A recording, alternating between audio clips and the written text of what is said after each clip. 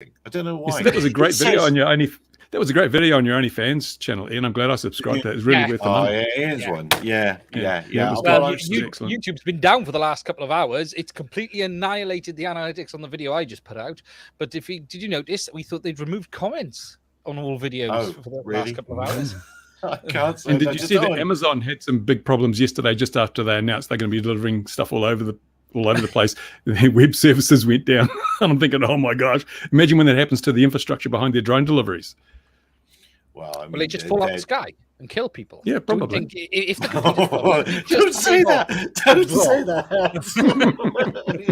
You gits. You never say. Peppermint, you are the first part to the party. Welcome and good afternoon, good morning, good evening, wherever you might be to the world. And hello, Matt. I hope you're both well there. Now you've put me off my stroke, as they say. But that's only Ian's video that we're considering there. With the Amazon thing already, it looks dated. Their brand new machine that they've had in the works. Box with propellers. It's not sleek, and it's not. You can't even do a 3D rendering. It's just flat surfaces. That's not worth it. Yes, we can make it out of foam board. It seems quite.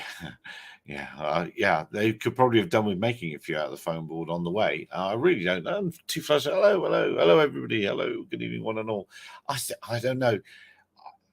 To me, the whole delivery drone service from them is a Trojan horse to get through the UTM service that they want to.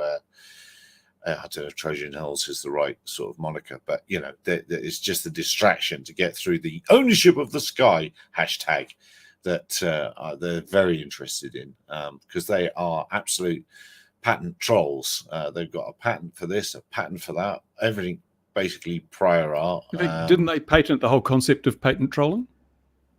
They probably did. They probably did. What they have certainly painted is the idea of data collection whilst the deliveries are happening, inadvertent data gathering to and from the various deliveries.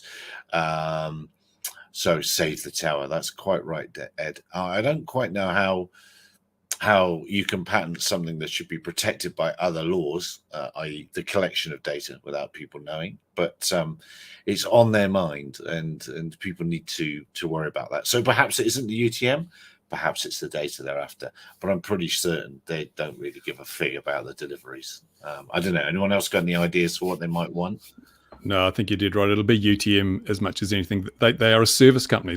They don't make their money from products or delivering products. They make their money from clipping the ticket of other people doing stuff. And UTM is the perfect for that. And we've already seen the FAA has announced that we're not going to have broadcast remote ID at this, or what is it, network remote ID at this time. But the plans are still there. It's just the technology wasn't there. And you can bet that Amazon and others, including Google, are working really hard with these facades of drone delivery, and then when they roll out the system, they'll say, well, we've had a drone delivery system in operation for X years. We know everything you need to know about running a UTM, so just choose us.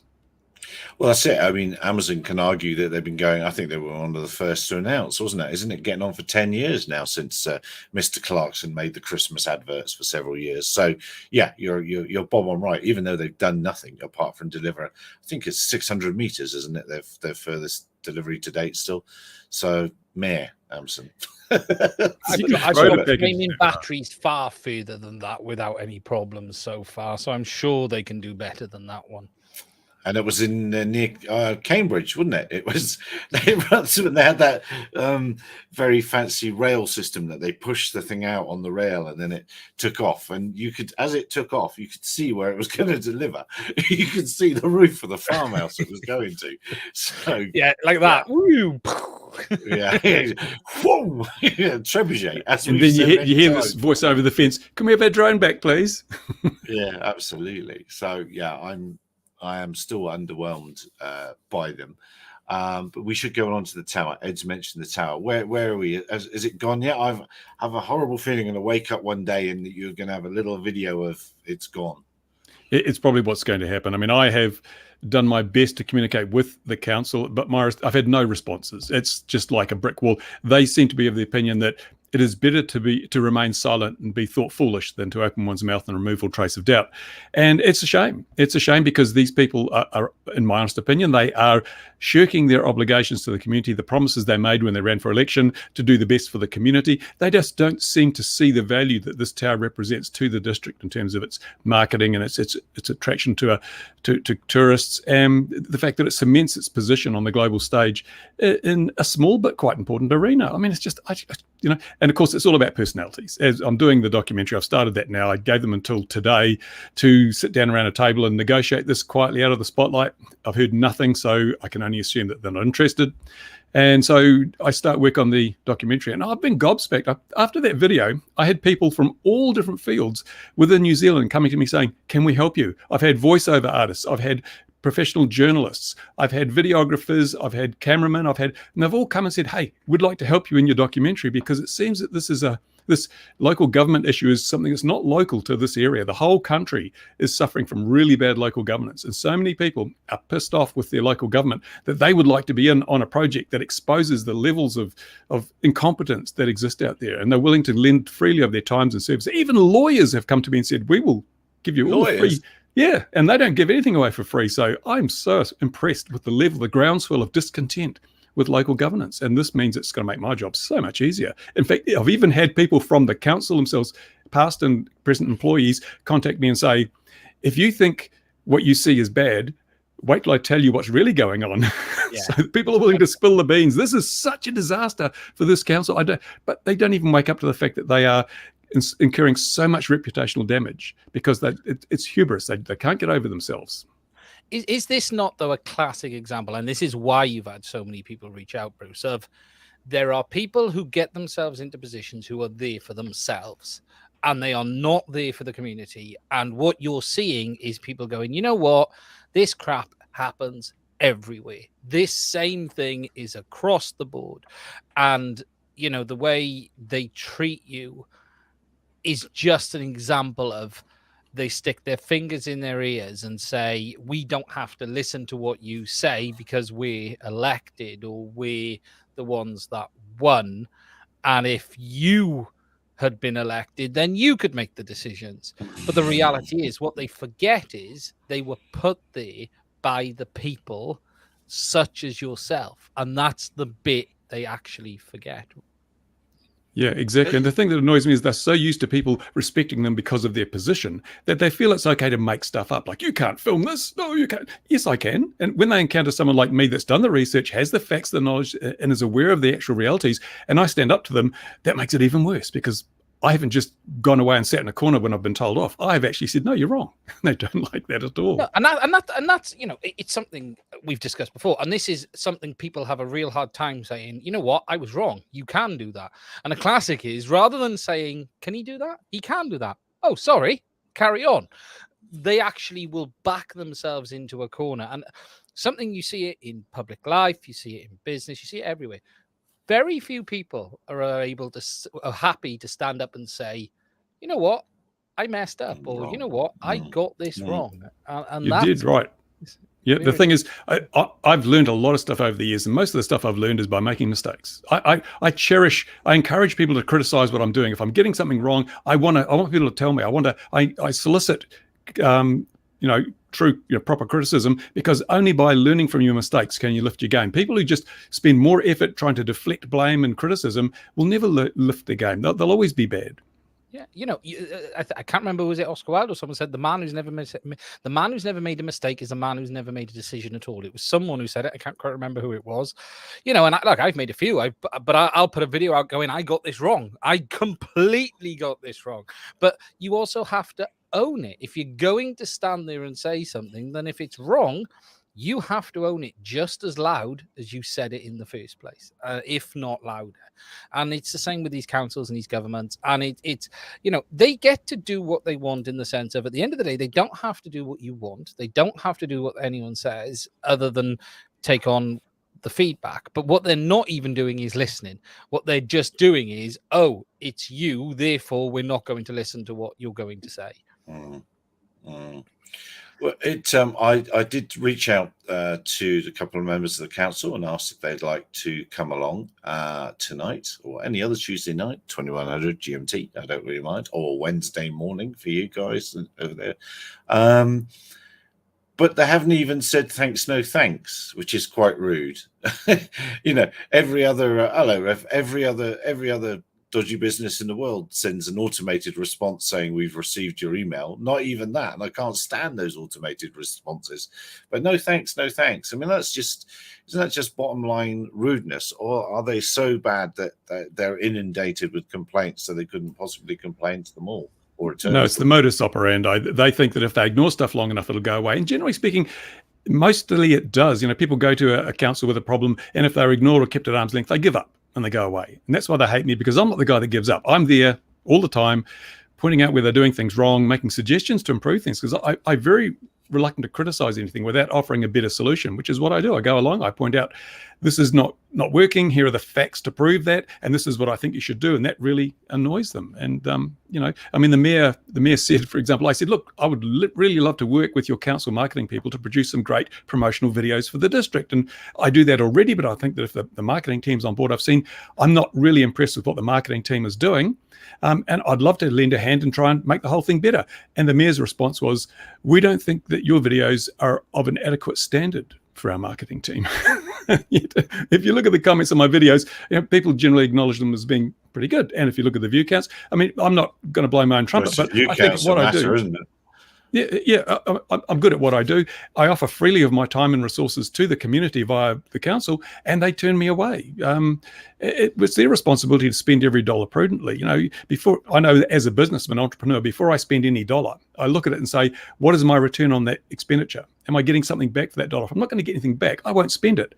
But that's not the way it seems to work in the council. They don't look to see whether there's a financial or a social return on expenditure. They throw money around and then they go, oh, we made him, you know, they don't even say we made a mistake. They say, we're learning from this and we're going to do better next time. They never do anything. It's terrible. Yeah. So what's the plan? So they're gonna tear this thing down.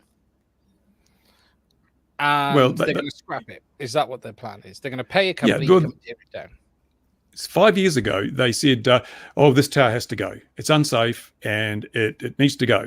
And the community here, led by myself, said, no, you can't pull it down. A lot of people have an attachment to it. There was a movie filmed here. A lot of people were extras in the movie and worked on the movie behind the scenes. And it has become an icon of the district. So in 2017, the council gave a commitment to consult with the community before they did anything extra, and to set up a working group that would work with the community with a view to restoring the tower at no cost to the council. Those were the two commitments they gave to the community.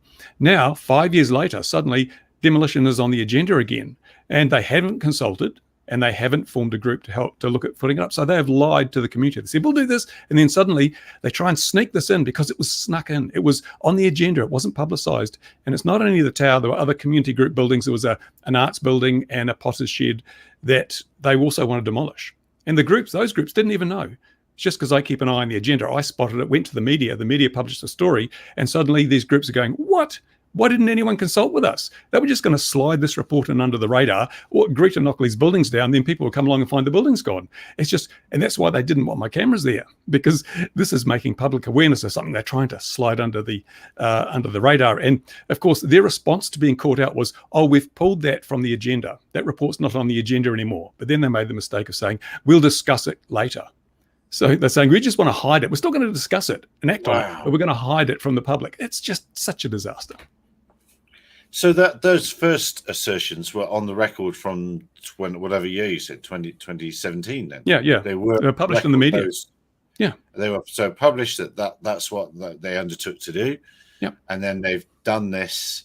So they can't say, oh, no, we never said that. Oh, no. Wow. Yeah. In fact, the deputy mayor at the time said we set up a working group to work with the community and see whether we can restore it. Because ultimately, it's one of two things can happen. It gets restored or it gets knocked down. Now, the cost to the local community to restore it is zero, because I'll buy it for $1 and I will do all the restoration work myself. I'm dare say I've had offers of funding from around the world to help put this thing back to its prime condition. It's not that bad, actually, because we did repaint it, or someone repainted it a few years ago. Somebody repainted it, yeah. Somebody found an SD card of someone repainting it. Yeah. But so the cheapest option is to sell it to myself and have it restored at no cost to the community. That would be to the council. That would be the cheapest option. Then you've still got this icon of the district, marketing the district to the world. The other option is to spend several $1,000s having it demolished at cost to the local property taxes. I think I'd like to see a video of these other buildings they're proposing to knock down and a little history of those other buildings. Yeah, I'd like to know I can about provide those that. buildings. In the documentary, that will be included. Yeah, because that's, it's obviously the tower is kind of dear to all our hearts, but those other buildings will have other connections. What do we think the cost of restoration is, Bruce? As a if we were to say it needs a company, someone to restore it, not a person or a community effort, but if we understand that a council is going to want some assurances that the work has been done in a certain way and stuff. So if you were to have a company in, what do you think the estimated cost would be to restore it to a safe? It doesn't have to be perfect, but what we're talking here about safety, a safe standard. Yeah. It is already safe. There's a wooden platform halfway up which needs to be replaced. Probably in terms of materials, you're looking at a couple of grand's worth of materials and some labour to do the job. And the thing is, the council is now going to try and throw roadblocks in the way. Back in 2017, they said, well, we'll need an engineer's report before you can even go up on that tower to make sure it's safe. And that's talking thousands of dollars and things. They want to put roadblocks in the way of doing the right thing. So, but I know that it's a solid steel structure, galvanized steel. The steel it's designed to sit it's a forestry lookout tower originally. It was designed to sit out in the middle of a forest for decades without falling apart. And it is, it's solid, rigid. Does the council not have does the local authority not have structural engineers? No, they have consultants for everything. And this is interesting because they said during this meeting, this report was put in with all this rubbish on it, and I challenged the veracity of the report. And they said, well, we're going to withdraw the report. Maybe we'll send it back to the consultants to review it. And I said, well, this proves you can't even choose your consultants properly. If you commission a report to be done and it doesn't meet your standards, who was responsible for choosing the consultant that produced this report? Because they've done the same thing with the airfield. They've got an aviation consultant, that advises them that, no, you shouldn't have an mandatory overhead join on the AIP for that airfield. So that in case there are other events, non-aviation events happening, and there might be a NOTAM you missed, you shouldn't have an overhead join mandatory because that'll reduce safety somehow. This is what the consultant told them. And the consultant also said, oh, you don't want to use white crosses at the end of the runway when it's closed. They can't choose consultants, but it's like most government organizations. What they do is they make a decision and then they say, right, go and get our consultants to write a report that justifies our decision. We want to write a report that tells us what we want to hear. That's what most consultancies do. They're getting paid good money. They'll just write whatever you tell them to. No skin off their nose. It's true enough. That is true enough. Well, I wish you all the best with that. I do want to hear about those other buildings now, because especially the potter's shed. I want to hear about that. It'll be. Yeah, I don't see how. And when are they up for election? When can they be changed? Well, fortunately, it's in October, so it's very soon. But the problem is these people don't really care. I mean, it's a small community, and they get votes on the basis of everybody knows this person. He's our good mate. We drink with him down at the pub, and so we'll vote for him. And most the actual level of engagement with the process is very low. They get very few votes because it's a local body election. People just don't. They either know the candidate and they'll vote for them, or they don't know them, so they don't vote. It's time for everyone to move to Tokoroa for the election. Go and find those voting machines and see if we can rig them. I had in my trying to segue away in a very inelegant way, but we certainly wish you luck with all of that. In my aging years, almost every day I think, oh yeah, that's obvious. Why haven't I known that for the last 54 years? And there was a really good one today. I thought. This one here. That India moved towards having only Indian drones, basically. Well, they've given some type certifications to a couple of their drones that have been made there, and they've got, I think it says here, 18, and it just took type certificate only took 34 days after submission of an online application. And it's like, of course. If you want to protect your own industry, you shut the doors to everybody else, and then you hand out type certificates. And then these will be some of the first in the world where people can disappear off and says, "Oh no, it's type certified," and because it'll have to be basically linked to ICAO and things like that, other countries will have to accept it as a type certified drone. Otherwise, India will say, "Hey, no, we ain't having none of them Boeings in here." So it's a very, very smart move that I've only just twigged onto. Maybe I'm getting that wrong, but I think that's what they're doing. So that's very, very clever. Well done, India. That's obvious. And then the only other news thing that I thought made me laugh today, Teledyne FLIR, you know, purveyors of very, very expensive things. Look at this 3D printed case with that bloody great big screw in the middle. This is Teledyne FLIR. Come on, make it of unobtainium or something very, very expensive. Is that a 3D rendering with the 3D printing? Yeah. Is it real? No, that looks to me to be the actual product. It's like, what? Yeah, well, it's not FDM, but that's fairly rough cast external, isn't it? Unless it's meant to be. Right? What is it? It's a payload foundry that has rapid, safe response to airborne biological threats. Or maybe it doesn't really matter if it's going into biological threats. Perhaps you don't want to make it of unobtainium just in case. It's probably an anti-COVID coating. Yeah, something like that. But I thought, what a rough looking bit of kit for FLIR Teledyne press release. So that's really what I saw in the news that surprised me. Now, not good enough for a render. yeah. Oh, yeah. It fails the first part of the test. It's not shiny enough. Yeah, exactly. Everything's got to have the Magpie test, isn't it? Yeah. What's the Magpie test? And I know what I should also mention, actually. But while I'm finding the thing, now what's the latest scandal in the FPV world? I can't be asked. Who's actually making anything? Who cares? Is anyone going to deliver it? And will we get them this year? That is an interesting question. I have put a post up tonight. I've put a video out, which is something completely different. That's just a review. But I did put a post up this evening. I've had someone reach out to me and share with me a bit of off the record info on the launch of this walk snail thing, that it's been delayed. I don't know if it's true. It's not that I don't trust the source. It's just I can't verify the info at the end of the day. What I've been told is delay would probably be about a week.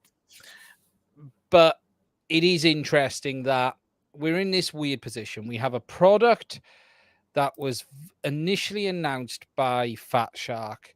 Within an hour or two, we suddenly realized it's actually not their product at all. It's someone else's, who put it online for sale almost anywhere and everywhere they could. And then they suddenly removed it, and then they put it back up. And they were taking like $1 pre-orders, whereas Fat Shark, a Red Cat company who had over $76 million in funding, took full price pre-orders from customers. Now, we don't know how many that might be. That could be 5 people. I don't know. But Fat Shark was taking full price pre-orders about 4 weeks ago. As of today, there has been no confirmed spec on this product. There is no official product page. There is no, and when I say product page, I mean detailed spec, download manuals, all of that stuff. The pre-orders have had no indication of when their product will ship. In the middle of the week, one of the Chinese third-party companies that popped up and said they were going to sell it sent an email to all of their pre-orders and said, hey, give us your money now and we'll ship in the next basically 10 days. But that's the only update we've had. And now I've heard from a fairly reliable source that they've had to delay due to ongoing latency issues, which is exactly what we saw in the video, funnily enough. And it's quite funny. I was talking to one of the hackers and one of the guys who've been working on the DJI system, who are looking to try and bring OSD to DJI. And the reason it hasn't happened since the hack was released like 6 months ago is it's really hard. When you layer that data in, you're taking bandwidth. And it might be a very small amount of bandwidth, but at what we're doing, everything helps. And even HD0 had problems. HD0 at one point had problems with the OSD data being very slow because it was part of the data stream, and they've got around it and they've improved it. But it's not as easy to do as everyone thinks. And whilst it's just another data stream, it's all space that needs to be used. And you think they would do like analog and actually do the actual video overlay on the VTX, and then you're not sending it as a separate data stream, it's part of the video. The problem though is then the encoding will completely bodge it as soon as you start losing signal, wouldn't it? Yeah, only at very low bit rates, but that happens with analog and people accept it. Yeah, you are right. I think it would be a solution, and I actually said it would be a good solution. I'm shocked that one of the camera manufacturers for DJI hasn't done that, Bruce. Just took an MSP input to the camera directly and just overlaid the data you want. And I think it would be great to have that as an option.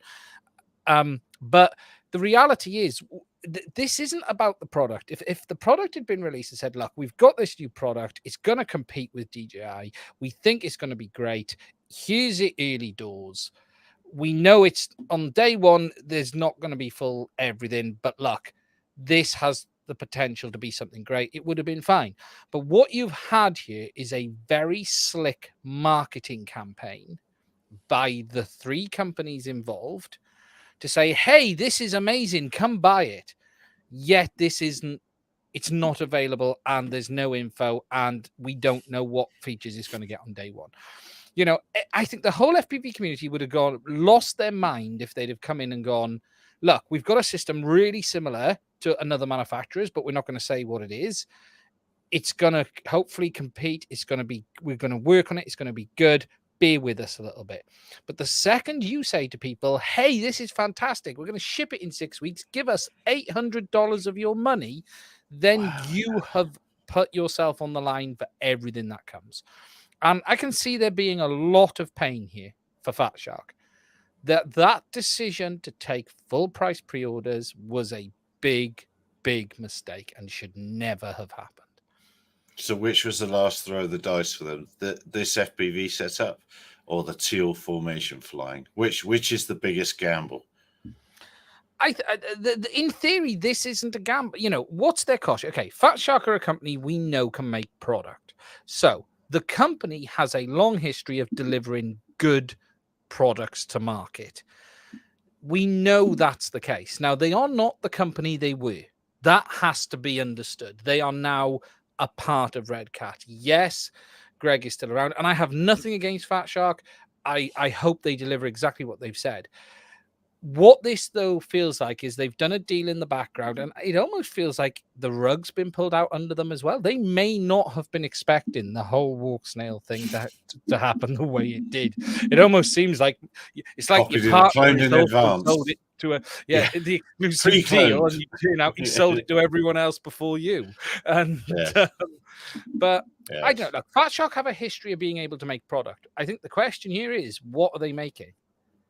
That's the real question here, because they have said they're manufacturing the goggles in their normal facilities that they've used in the past. And if that is the case, then it could be a good product. But if they don't have control of the firmware, then they're a slave to walk snail. And that is the same problem Cadex have had, and that is the same problem. What it actually looks like is Cadex have tried to move who's the boss here. Cadex were a slave to DJI, and now Cadex have created this new system, so they become the controllers, and Fat Shark are basically the slave to them. And if Fat Shark are not making the firmware, then it'll be what it will be, and they are at the whim of Walk Snail to deliver the product in a working fashion, but it's their name above the door. And that's the problem. And it's a big risk putting your name above the door when you don't control the product. Yeah, Louis, Mr. Bokey's here. Mr. Bokey. He's got his whole house is blurred. Some sort of Portuguese earthquake or something. Yeah. Louis. How are you guys? I was just listening on YouTube, the adventures of Bruce, and let's make a campaign to get Bruce to the Parliament, or to at least to the Council. President. No, I could never stand for the Council. He needs to go and breastfeed a baby at United Nations. Not again. It would get fur balls, Louis. Yeah. We could have anything like that on this channel. Yeah, so let's start to do campaign for Bruce. I'll register as a voter in Tokoroa. We all register as voters in Tokoroa. Just tell me what is needed, Bruce. We are there for you. Resident. You don't register. So when you become a resident, you automatically get thing. But I'm not going to run for council. A lot of people said you should run for council, but no, that actually locks you into a system which is designed to constrain what you can do. You can do much more from the outside than from the inside. For example, councillors cannot not support a decision of the council. So if one councillor dissents from the group decision, they still have to be, and that's ridiculous because they can no longer do their role of supporting the community when they do that. What? Do you want to say that again? Those are the rules of Italy in the 1930s. Wait a minute. Just run that past me again, Bruce. There's a code of conduct which controls what the councillors can do. The code of conduct says that once a decision's been made, no councillor may dissent. As I understand it, no councillor can dissent from that decision. So you must support the group decisions of council. And to me, that is like... So can you say, I don't agree with this, but it's going ahead anyway? Yeah. You basically, you have to support the group decisions of council. When a majority decision is made, you as a councillor must support that decision. As I understand it, it's been related to me. If you don't do that, then a code of conduct can be issued against you, which is like a form of censure. But that's sorry. Are you in New Zealand or in 1930s Italy? That looks a lot like 1930s Italy. It is very socialist here at the moment, very left wing. It's power rules with it. Because for example, we had this thing there was a nasty incident down in the South Island where a whole lot of people were killed by someone with a semi-automatic weapon on the basis of religion, and so the government here said, "Well, you got to hand in all your guns, And since then, now we have daily shootings in our cities and in the streets, drive-by shootings, because now only the criminals have the guns. And so it's like they don't have to worry about someone perhaps shooting back. They got free reign, and the police aren't available to be everywhere at all times. So they've actually amplified a problem because they don't understand the cause and they're treating symptoms, not the actual real root cause. It is just naivety and ridiculous attitudes. Wow. Well, I'm going to move us away from this again. Yeah, go away from that. Hey, can I do a segue? Can I do? Because there's another country where people are getting shot quite frequently. It's America. And I see that while this is happening in America, instead of dealing with their problems, they are passing new drone laws, or trying to pass new drone laws that make using a drone in a terrorist act a federal offense. But I thought a terrorist act was already a federal offense, but they're layering drones on top of it. They are saying when you use a drone it's a new crime. Why would you do that? Yeah, funny enough. You know why? You know exactly why. Because the same stunt they pulled in the UK is that they can then take your drone and stop you on suspicion of using it for it. And it was the same powers they introduced in the UK, that if they feel you're doing something wrong, they have the power to stop and seize you. Section 44, I think it is, isn't it? Yeah. Is it 44? It's that 43? Specific of, there's a drone flying near a power station. And when I say near, I mean 4 miles away. Yeah, 4 miles away. There's some kid in a field, there's some guy in a field, and they go, flying near a power station, potential terrorist incident, seize. Or look, so why don't they deal with the real problems? Might be there. Yeah, but I mean, they've got a problem with firearms in the USA. They're not really doing anything about it. They'll focus on the things that don't matter, like nobody's ever been killed through the recreational use of a multi-rotor drone, but we're going to clamp down on that. Because why? Well, there's a study on that we had a problem with the fishing from drones. Can't reach the one that I've got over there. But that was thrown out. The government put such a bad case that was thrown out recently, but they're going to take that back to court. And now there's another one about birds, cranes, and what effect drones will have on cranes. But there are already existing. I did a whole video on that. Oh, did you? Yeah. Which sort of crane? A big one they're using for building around here. Yeah, there you go. No, the other side. Yeah, I knew that's where you were going with that, you git. But there's already all sorts of existing wildlife regulations in place. We've got some pretty powerful ones because we've got some very valuable rhinos and some very dangerous lions wildlife that need protecting. So, yeah, we've got plenty of existing laws. We don't really need any more. But yeah, sadly, I think Ian's probably right. It is just to pull them into the remit of other things that the authorities would like to do on the way or by the way. But speaking of that, segue, remember the CIA spent £4 million on a new Raspberry Pi for this registration system? Yes. That was supposed to solve all the problems I've got. Didn't I read in the paper recently that there are aircraft being diverted because someone was allegedly flying a drone near a rock concert? What's going on there? I thought that this problem had been solved. That was Mark. Mark with his blimp. Brian Adams. Let's blame Mark. It's simple. Let's just blame Mark. That was an absolute nonsense, wasn't it? In that there's zero proof, but there might have been. There could easily have somebody could have taken a Mavic Mini with them and flown it there. But what real danger would that have been? But I meant to email Richard today and say there's one or two things you can do. You can moan about it, or you can set up a counter UAS company. I think maybe we could see Richard going off with an Altitude Angel van to offer free UTM services to these things, and just we'll have lots of videos of him at rock concerts. That was what I was thinking today. That is the problem with the Mini style. It's something I've noticed since we've entered the Mini world of drones. Not FPV. If we look at FPV drones, take a certain level of skill to fly.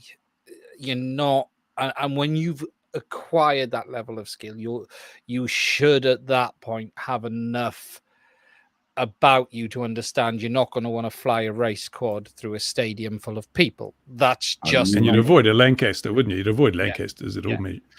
But what I have you're removing the DJI FPV from that. DJI FPV is a slightly different animal, but I have noticed with these mini drones that you are seeing them in everyday walks of life far more now, and I found it quite uncomfortable at times being a commercial operator. And you see someone whip it out on a beach with loads of people around, and they just put it up, and I'm just sitting there going, okay, technically he's doing nothing wrong. Okay, what he's doing actually is fine, but my brain is programmed to go, no, you shouldn't be. It doesn't make sense if that comes down. And the reality is, it's not going to hurt someone. At best it might scratch someone. At worst it might cut a little bit. I cut the top corner of my finger off this week with a 2.5-inch prop last week. You can do damage with small props. That is possible. But the reality is it's going to be nothing that a week or two won't solve.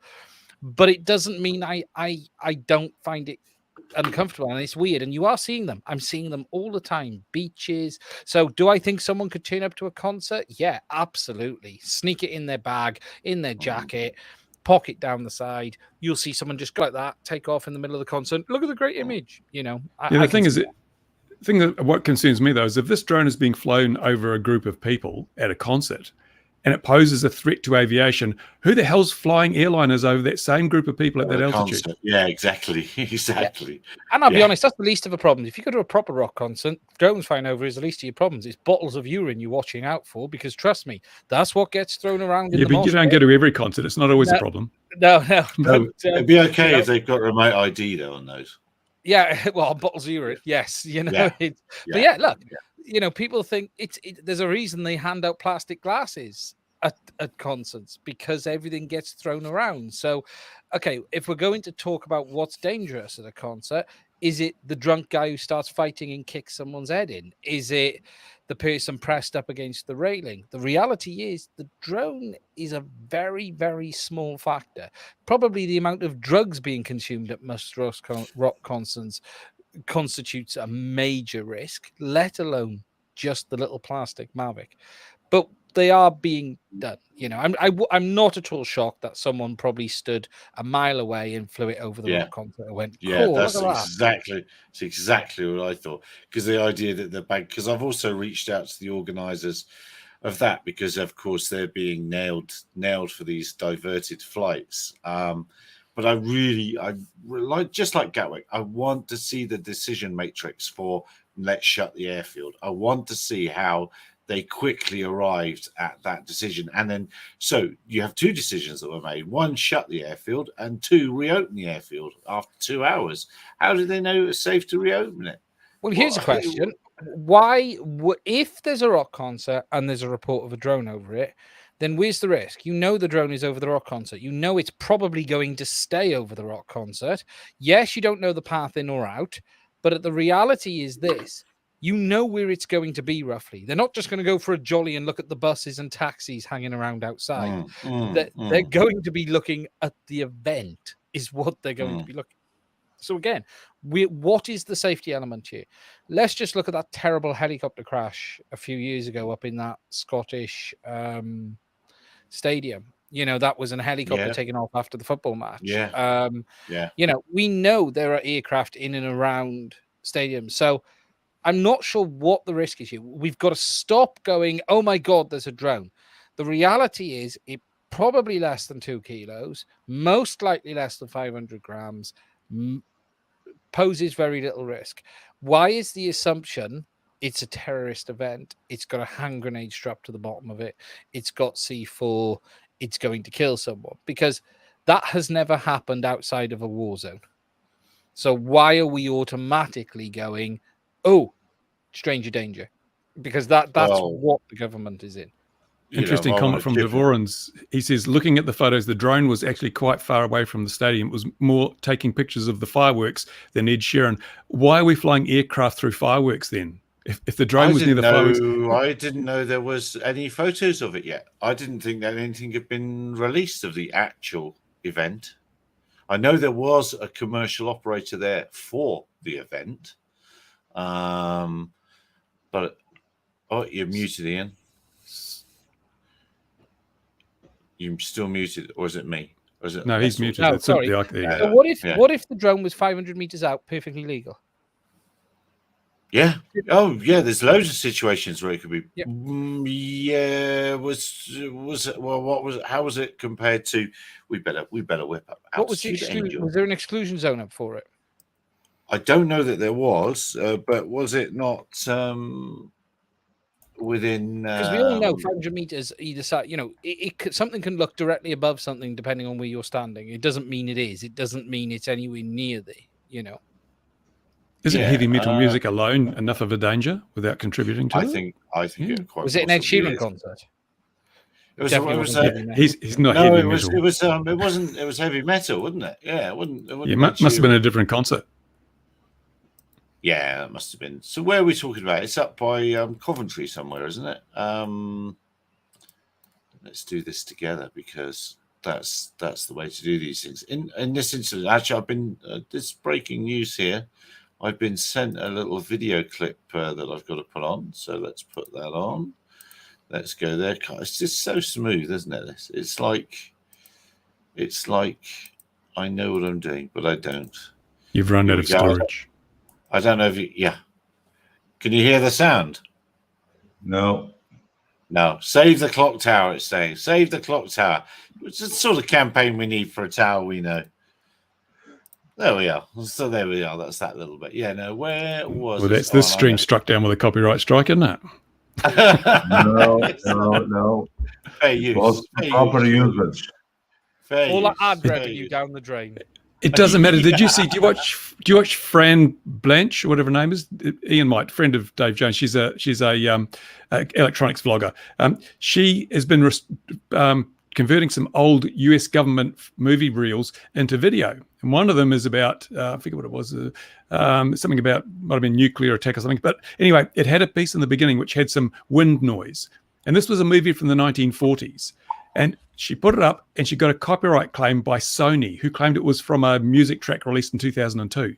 And so she appealed the claim and it was denied. How the hell does that work? Did we all see this? I've given up trying to find that thing. There's certainly no. Oh, God. Did we all see this fantastic render this week? It's a beautiful render, not shiny. It passes all the tests. At least 100 million there in funding. At least someone will trip over 100 to give them for that. It'd be more if they hadn't used that khaki brown color, but fair enough. Yeah. 10 kilos. Will this also take someone on board, because it really deserves to be a personal transport medium? 10 kilos, 300 kilometers, 1 battery charge. Does it land upside down? Well, it's a tail sitter, isn't it? It's a tail sitter like that. Was it? I can't remember which university. I made one years ago. I made one like this. And funny enough, do you remember that awful? The X8 was the big flying wing, and there was a smaller one. I can't remember what it was called. Was it an X4, X6, whatever?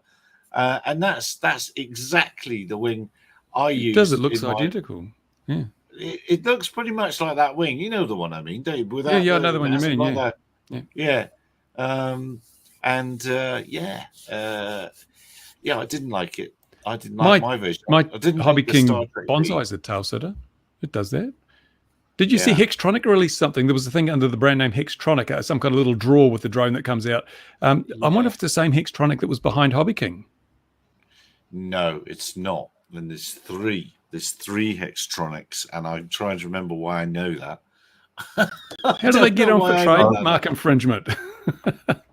Because bringing the same theatre, they should be. Clarify that to us and explain it to us.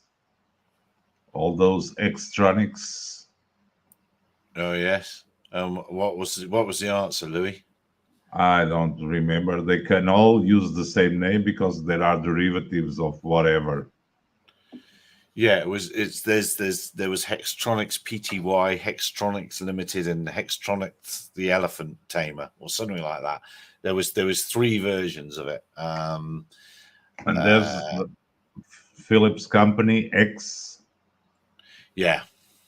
So I find that hard because there was a thing called the Black Ball Hilton, a pub down in the South Island, New Zealand, and the Hilton hotel chain sued them for trademark infringement. Even though it's a little rural pub in the middle of nowhere in New Zealand, which has got no accommodation, they still sued them because it infringed our trademark. So it's like the trademark laws should apply to that, I would think. We've got a town called Hilton just down the road here, and Hilton, whatever, any little shop that opens in Hilton barbecue shop, Hilton, whatever, and uses the word Hilton in it, Hilton are onto them.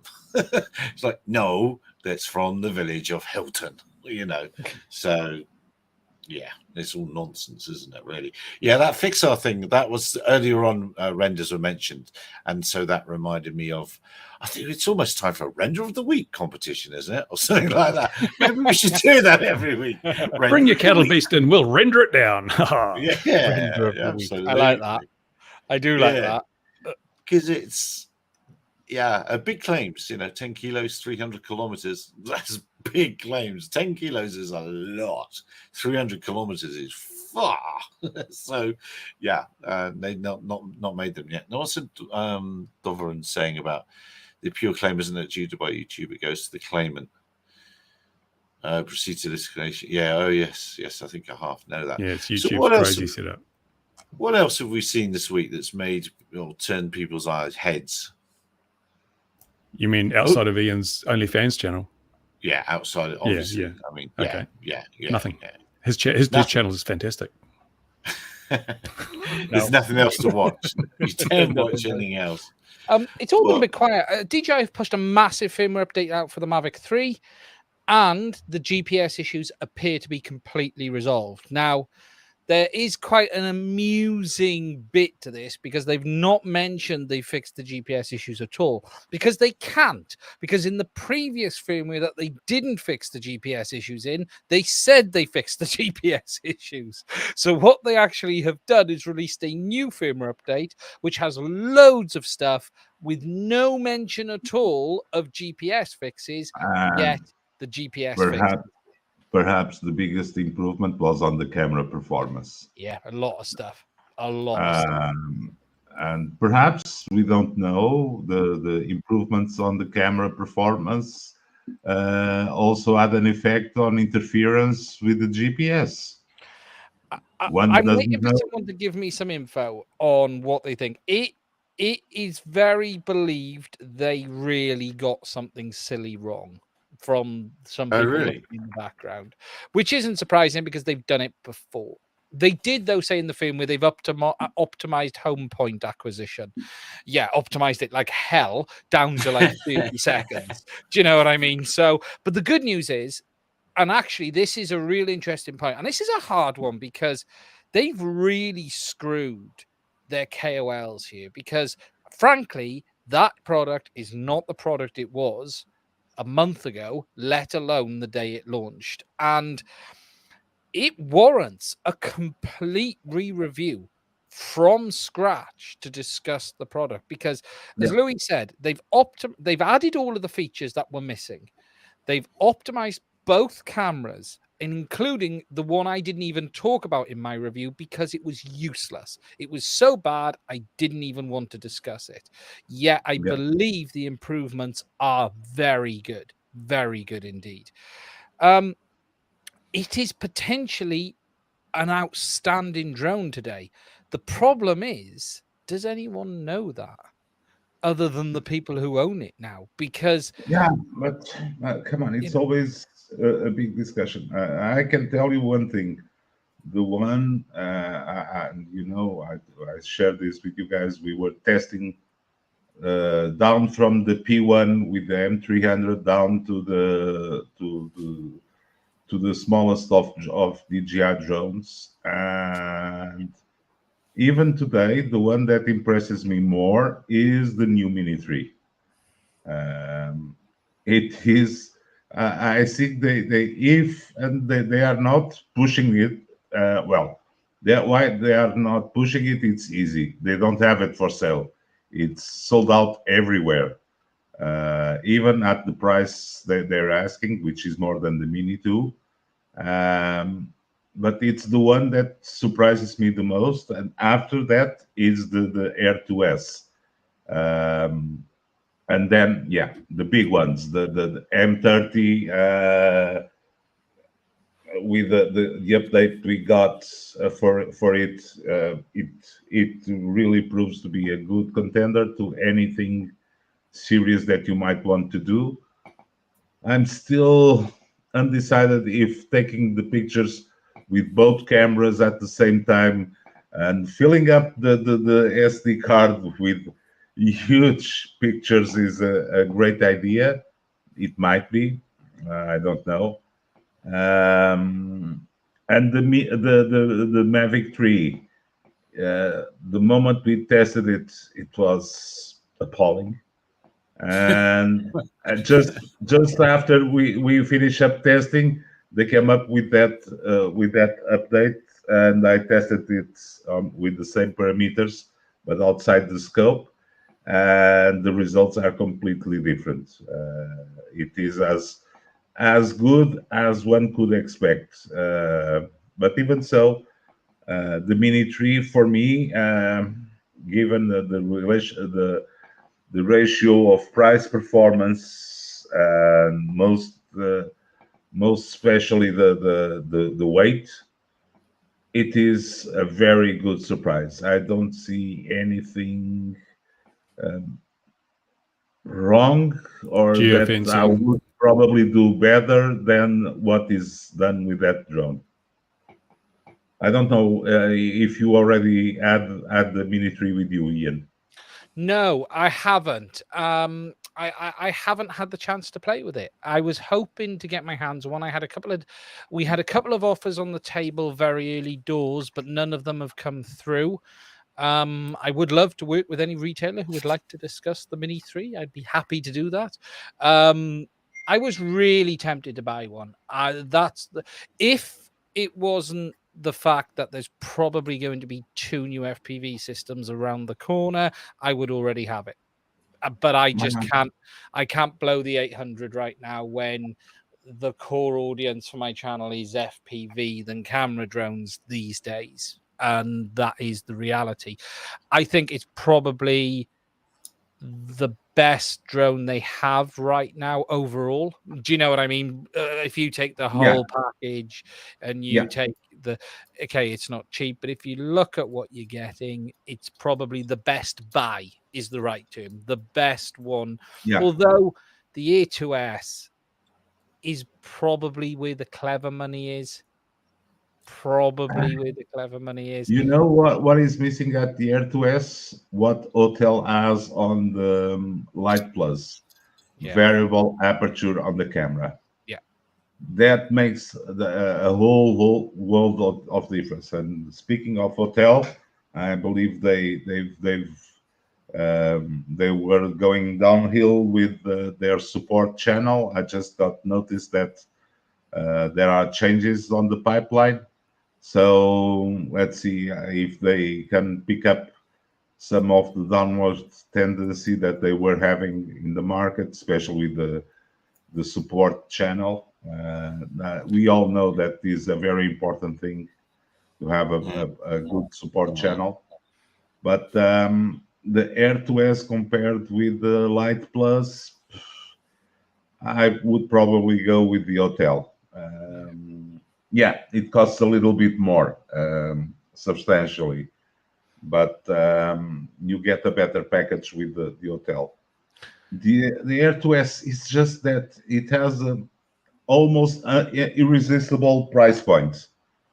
And that's one of the biggest issues it has.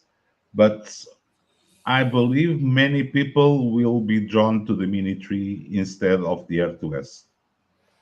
It's something you mentioned there, actually. I haven't mentioned it yet, and you touched on it, which is Ken. Ken is a friend of mine. I've known him a very long time. Ken was one of the reasons I used to help run the DJI groups. If people don't know who Ken is, Ken Booth was one of the main enterprise support guys at DJI. Before that, he was one of the main support guys. He goes back a long way. Ken is a friend. I've known him, I was speaking to him today, actually. I sent him some abuse, and he is very, very good at what he does, but he does it for the love of doing it. And some things weren't working out. However, some things have changed, and he's been given some assurances, and he's now staying. And look, there is a reason they've made changes to try and keep it, because John, let's look, we got John there as well, John McBride. These are old names who've been around a long time, but they know the industry very, very well. And it was always a clever move, Autel getting him, and it's an even cleverer move making sure they keep him. And if they're serious about enterprise, they've got no better people. If they're serious about the enterprise, they better clean up their act and put the stupid SDK out that works. It's so frustrating. I've said this countless times. The hardware is fantastic, but is plagued by a subpar software stack. And as it is so close that the existing SDK, well, I'm dumb, but I could not make it work. So that reveals the amount of dumbness I'm playing these last few days. Months, years. If they want to go enterprise, they have to get their act together. Starting with the support is a good thing. I don't know who will they get for the real enterprise development support or developer communications, call it whatever you want. They really need someone to fill the task. It's not Jan. It's not Ken. It has to be someone else.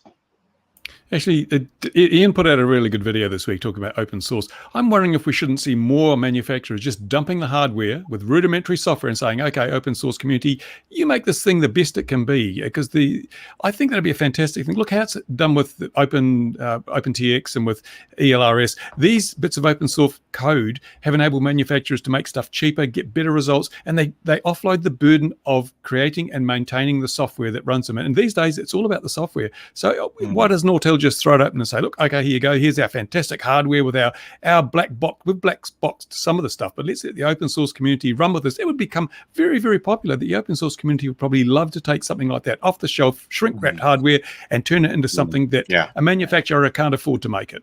I can give you a good example. A couple of years ago, ArduPilot did that with Parrot, and we picked up the original Parrot drone, and we had a stack of ArduPilot running on it. There were then efforts to bring to other drones, but for instance, what Parrot I would say this. The software stack of Parrot with the open sourcing of what they have from the ground control station software to the possibility of running your own apps inside the drone is what hotels should look and emulate, to be polite and do not say not saying copy. They should release that their software stack. Come on, we know it's not perfect. It has comments in Chinese. We know all of that. Just put it out and let people decide what to do with it. If it gets traction, it will get traction. If it doesn't, they don't lose a thing. Well, we're at a point in this industry where the hardware is pretty good. Whoever you buy it from, really, there's a little bit of differences, and it is the software and the support that are going to make the difference. If you're operating commercially and you need something done, then someone better pick up the phone. And we're moving to the territory where the industry's grown up. The hardware part of it's grown up, and now it's time for the rest to catch up.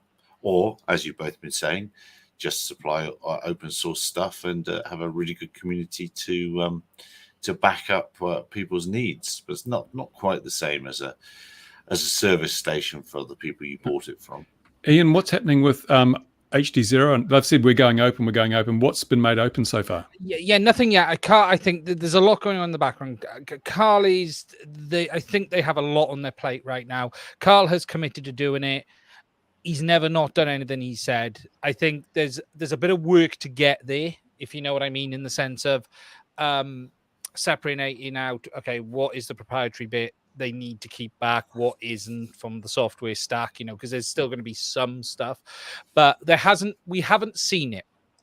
So, to be fair, we haven't seen it, but they have committed to doing it. And it's an interesting conversation because, the drone industry is full of open source software right now. It is, and it is ending some of the biggest names. If we look in 18 months, ExpressRS has gone from an idea somewhat to being, you've got to be mad not to start out with it if you're starting from scratch. Is there a good reason to buy TBS Crossfire? Probably, if you want to buy into a brand. Crossfire is really good. It's established. It's not perfect, but it's a good brand. But FR Sky, Futaba, why? Why? We heard that the conversation how many years ago when the first OpenTX with FR Sky 9X came out, that would take 6 months to kill Spectrum, to kill Futaba, and we still see the big guys, the big radios. But Louis, you go to your average flying field and you will not see very many Futaba. It's all, there's so many Tyrannuses still out there. It's amazing. Yeah. And then you've got all the Radio Masters now and the jumpers. They're all OpenTX. It has done what it promised to do. And actually, Futaba might we be still have the big expensive German radios. Sorry. Yeah. If you go to I'll have one day. One day, I'll have one of those. If you go to a JET meeting, there's all these expensive radios, but it's such a tiny piece of the market. The vast majority of the market is the people who want a $100 to $200 radio to fly their foamies in the park, and that's where this has totally taken over. There'll always be room for boutique niche products at high prices. That's why people buy Ferraris and Rolls Royces. But most of us, we buy Toyota Corollas or Honda Civics. And the people who lose out in this is FR Sky, because they're not that high end category. Look, Spectrum and Futaba will get, as you say, Louis. They've got their communities. They've got their people who want those products. That will stay. The losers here is the middle ground. And that middle ground is somewhat Spectrum. Some Spectrum in that middle ground. But the real loser is FR Sky. Because FR Sky started this open source journey and totally have now virtually given up on it. Because they've brought out their own OS. They've brought out some nice radios. But they've backed themselves into a corner they can't get out of anymore. And even OpenTX is dead because OpenTX is dead as a development on that software. Because the money was pulled out from FR Sky, OpenTX has just stopped for the most part. Yes, there's little updates, but it's not EdgeTX, and EdgeTX has taken over. And what's amazing is people were looking at OpenTX and going, look, this isn't moving fast enough. We're not getting what we want. So someone said, well, I'm going to go and do it then. And you've now got this with ESCs. There's a huge push now with AM32 coming on ESCs. I don't know how many people understand, but every ASC that ships with BL Heli 32, there is a royalty in that. I think it's a few pence, but there is a royalty being paid. Now someone wants that to open source as well, and we've got AM32 around the corner, which again is looking to fix the problems that BL Heli 32 has. There's been some really interesting conversations this week, actually, with one of the technical guys, and they firmly believe something like 70% of ESCs burning out in FPV is a result of BL Heli 32 and not the actual crash. Wow. It's the behavior of the ESC in that scenario. What the ESC is being told to do causes the FETs to burn out, which is... That's why I'm going back to Simon K. Simon K, yeah. But there's some interesting data which the guys on AM32 have started going, okay, let's look at this. And in that same scenario, the ESCs are not burning out. And apparently, and I want to test this, if you basically stall a motor on BL Heli 32, it will just try to dump as much current as it can to unstall that. That's why turtle mode kills so many ESCs. Yeah. Which is if that's the case, if this really is the case, and you can prove that, there's other implications here outside of, in the real world of aviation. If you couldn't have a product that would do that sort of thing, and if this is to be found, then it must be exposed, and the regulators must be told, and then we'll say, look how safe we are. We're improving the hobby by making sure people stop doing this. Yeah, but if you twist the wires together on a battery, it'll catch on fire too. It's not something that's unexpected. If you're going to stall an electric motor and you're going to drive it with a FET, the FET's going to blow if you stall the motor. Unless you build current limiting in, that's a hardware thing to build in the current limiting. You've got to have a shunt to measure the current flow. But there's a shunt on most now, isn't there? That's the thing, Bruce. It's just it hasn't really been taken advantage of. And if you take back, I'm not saying BL Heli 32 is bad, but what you've got is someone who's looking at this going, well, can we do this better? And that's the best thing about open source. Can we do this in such a way? If I remember correctly, BL Heli was not ever open source. It was free, but the source was not available. Yeah, there's BL Heli S is open source, which is the 8-bit variant. But the BL Heli open source or is it free? No, that's full open source.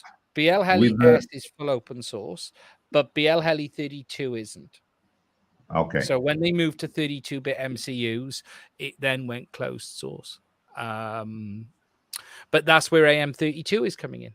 And AM32's goal is to move the things forward. And we're getting to the stage where in an FPV drone now, every part of the system from a software point of view can be open source easily. And from CODs, the RC link open source, the ESC, the flight controller, that's everything, Louis. Mind you, that was the case back in the 1960s. You could build a kit set radio, fully open source, and the ESCs, they weren't any, and the flight controls, there weren't any, so it was all open source back then, mate.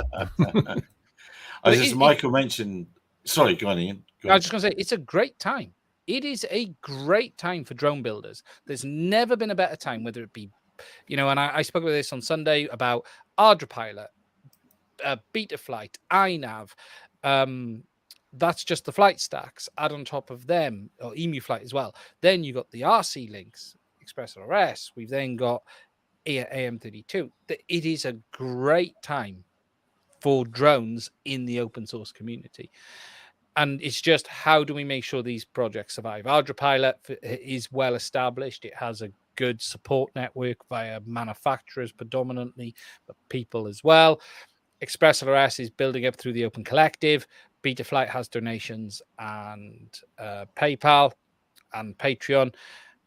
And now the point I was making on Sunday was just, if you're going to download this software, go and bung them $5, $10, $1.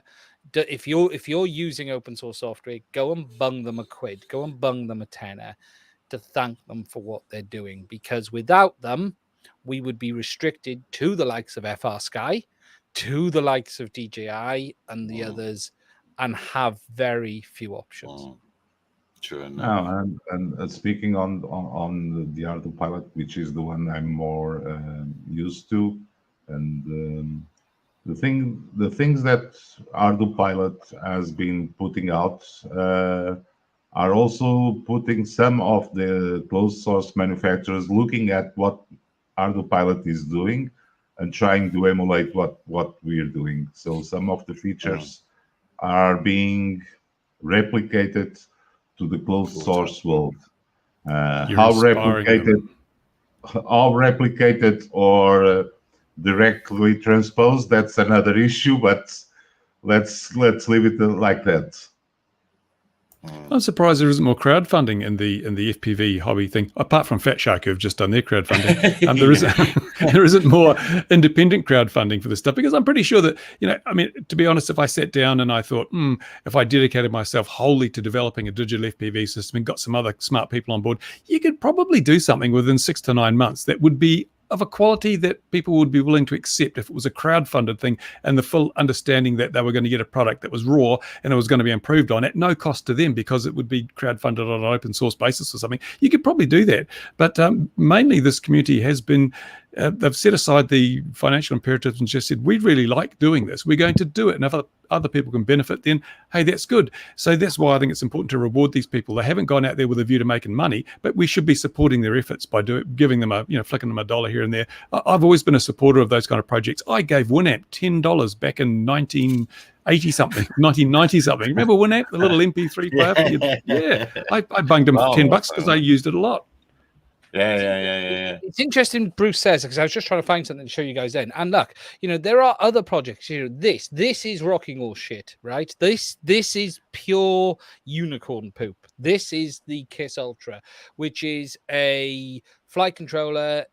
I'm not going to say his name because I always get it wrong. The gentleman, it's based off KISS, which is open source, but he has his closed source version. But he makes these because he wants to. He has a customized version of the open source software. He makes the hardware himself and sells it to the community. It ain't for money, because he could sell 10 times of these. He does, because he has a quality control only he controls, and he wants to make sure that everyone is perfect. But it's another example of someone going, you know what, I'm going to develop something for the community that I want, and they can have it if they want. Yes, it's closed source, but there's a reason he keeps his bit closed source, because he can control it and develop it, and you have the option of buying it if you want to. But again, it's not done for money. It's done to support the community. And yeah, it's interesting. Crowdsource hasn't really, it has such a bad reputation in drones, unfortunately, doesn't it? And if we look at, I think that's changed. Well, I think the attitude towards open source is changing fast. And it's changing because look at just two big examples. Look at Autopilot and PX4. PX4 has now a big corporate sponsorship, and it still maintains an open source version. Some of the naysayers say it is a watered down version of what the paying customer can get. I don't believe that would be a very big change to implement. But those flight stacks have reached a point of maturity and stability that is completely undeniable. And a decision that Tridge did a few years back, and at the time, some of us were discussing if we should spread out as much as that initiative that Bridge sponsored, of having an hardware definition file that any cat and dog could bring up his own hardware to Autopilot. and it proved Twitch came out winning his bet, because you can now have a manufacturer from anywhere in the world define a few lines on a file and have ArduPilot running on his hardware in minutes. That brought a lot of good mantra to ArduPilot, the possibility of with very little effort to bring the system to anyone. That's why you see the MatXCs, and all those smaller controllers running ArduPilot like a native cube. Yeah, you pay more for the cube. For what? A lot of issues. You pay less for a MatXC's F743 Mini or something. We're gonna go down a rabbit hole of vroom, vroom, vroom. Yeah, he's on. Well, funny enough, my daily driver's Ubuntu. That's what I'm just talking about. This one's a winter. It's a fair cop. It's, sorry, Leo. Kevin was asking what we're using, and my laptop's Ubuntu, and it's what I work with. But you don't really get more issues with the Cube, Louis. You're just getting a different product. No. It's not more issues. It's a different product with a more different philosophy on building the system. But the basic software is the same. Yeah. And you get a better usage of you get a better IMU or a lower spec IMU, and you pay for that, because if you look at the one from CUAV that has that crazy IMU, that crazy the X7 Pro off the I don't know. I gave up. That. Did anyone actually pay that money for that? Because wasn't it like $2,000? Yeah. People pay for that. Use your X-ray vision. Use your X-ray vision. There are people that need the specs of that IMU provides, and so they will buy it. No problem. And come on, look at the price of one of those controllers. Even if it's cheap compared to alternatives from other manufacturers. It's cheap, period. You basically paying for the IMU and a few components on the side. Come on, the H7 CPUs are that cheap. Did you get any CPUs now, though? I mean, that's the thing. I mean, it's slowing down everywhere, isn't it? So it doesn't matter what the number is. Can you get hold of it? Yeah, it is a big issue right now. Yeah, the MCU is, and actually, that's the next problem the drone industry faces is the STM32, and that's the big problem that there's no simple solution for. Philips. Did I see reports that Russia are pulling apart washing machines and things to get parts for their military, to get the MCUs for some of their military stuff? It's a mess, and we're seeing. The gyros are going end of life. All of the little sundry stuff is being affected now as well, and that's the big problem. Is how do you solve that? Because it's not a simple thing to solve. It's not a simple. But moreover, you'd have, if the current chip shortage hadn't have happened, you'd have an idea of how you're going to solve it now with things going end of life, as you say. You would have had it lined up. You say, right, we're going to do it like this, this, and this. We'll stop manufacturing our product on this date and replace it with this one. It'll all be tickety-boo. But now you look at it and think, oh, my life, what are we going to be able to get hold of? Well, no, it's not going to be a problem. Look at the phones. If all the phones are using these things, there's going to be ongoing sources of supply. I think the chip shortage will come right very quickly because there's so much new capacity coming online. We're going to have a glut. There's going to be a fabrication plant glut. Prices will drop, availability will soar, and we'll be in, like we did a few years ago with RAM. People were unloading RAM onto the market because there was just too much in circulation. We're going to have this peaks and troughs thing. It'll happen. So this is only a transient glitch. It's predicted for 2024, 2025. If you take Intel have built something like 5 new foundries alone for the computer industry, and there's TSMC are doing a ton, and they're currently saying that it is 2022 or 2025 when all of this comes online. If the consumer demand doesn't do what people expect it to do, you're going to get the flip side of this, which is, as Bruce says, back to 1P STM32s. I'm not buying anything until then. But the thing is, for instance, Ardupilot on that aspect is quite comfortable because, like I was saying before, you just need to change a few lines on the hardware definition file, and Bob's your uncle. You change the gyro, just put the lines corresponding to your gyro. It's then easy to do ports to any changes of the internal components of your flight controller. I knew I should have kept all those mechanical gyros from my old helicopters. They come in handy now, wouldn't they? Michael mentioned, absolutely. Michael mentioned earlier having to buy FLIR gear from China, from America, China, for Freudian slip. I believe that this is really, really quite an impressive Chinese sensor. And then I'll speak a little bit to how well. Oh, where did everyone go? Did everyone go? No, we're still here. No? Look at all that gallium. Look at all that gallium there, massive amount. Yeah, and then speaking to Ardupilot, flying stuff and being mature, that just had the latest version of Easy Wizzy, Let's Get Busy, and it flew out the box stock settings. So come on, I mean, it's that's quite a big machine. It doesn't see that's 3 meter wingspan. No, it's a bit more than that, but it's a big sub 250. Sub 250, yeah, it is. Sub 250 kilos, that's right. So, yeah, it is pretty amazing what it can do. And those Chinese sensors are pretty amazing as well, actually. Can see people a long way away with their thermal. What's that called? It's called Starlight or something, isn't it? Well, Starlight's just a very low very high sensitivity sensors, isn't it? They got those for FPV.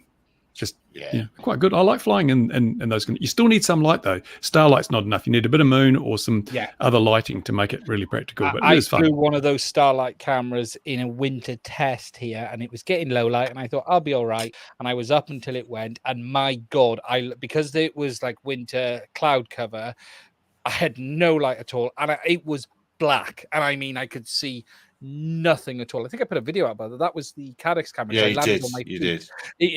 I mean, so you do need just something to be able to get a better. I like the way he says landed by his feet, not crashed into me foot. Yeah. It's one or the other, wouldn't it? Didn't cut his fingers, cut his toes. But you're right. I went flying with one of those cameras. It was. I thought I'd just fly until it gets too dark to fly, and I flew around, and the battery went low, and I thought, oh, it's still pretty light. Landed, took my goggles off, and thought, geez, suddenly it really is dark. You don't realize it through the camera. That's so good. No, there's some amazing sensors out there. As long as you don't mind buying from China. Well, you can also buy the American ones, but they come with a premium, don't they? Right, we have gone over the hour, 20 minutes over the hour. Is there anything else that anyone else has seen that we really should talk about this week? Oh, there goes the cat. The cat has something to say. So going once, going twice. Dear viewer, wherever you are in the world, look after yourselves. We'll speak to you again. 2100 GNT. I say GNT is better than GMT next week. And maybe, just maybe someone from the council will join us. We'd love you to join us, and we promise not to argue. Maybe somebody from the festival will join us, and maybe somebody from something else, which I can't say now, will join us. 3 lots of controversial people I emailed this week. And maybe we'll have our new digital FPV systems from Snail Walk, whatever it is. Yeah, absolutely. Lightly. Absolutely. All right, guys, look after yourselves. We'll see you all next week. Bye-bye for now. Cheers.